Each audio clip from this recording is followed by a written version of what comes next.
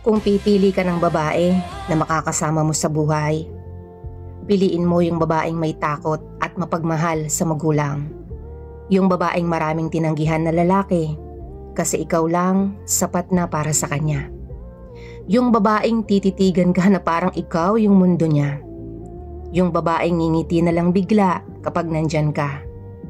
Piliin mo yung babaeng mahal ka pa rin kahit walang laman ang bulsa mo. Yung babaeng hindi na kailangan ng ganap tuwing nagmamansari kayo. Yung babaeng kahit street foods lang ang ipakain mo, masaya na.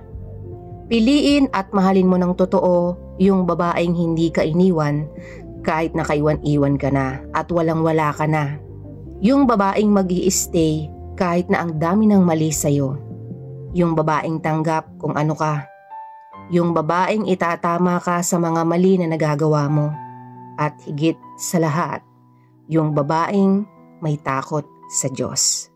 Ang tunay na lalaki, ganito ang mindset, makinig ka. Hindi ko ito paiyakin kasi napakaiyakin ito. Hindi ko ito sasaktan kasi nasaktan na ito ng mga nakaraan niya.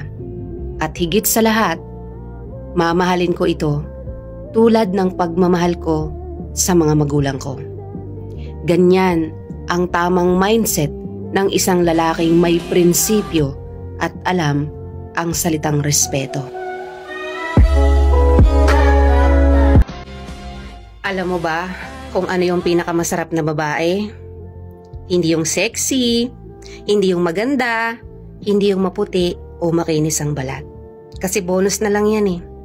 Alam mo na kung ano yung masarap na klase ng babae? Ito yun. Yung babaeng mapagmahal sa magulang. Yung babaeng may takot sa Diyos. Yung babaeng marunong sa gawaing bahay. At yung babaeng masipag at madiskarte sa buhay. Yung babaeng dadamayan ka kahit sa pinaka-lowest part ng buhay mo. At pinakahuli, yung babaeng marunong makontento sa buhay. Yan ang pinakamasarap na klase ng babae. Tabi tayo.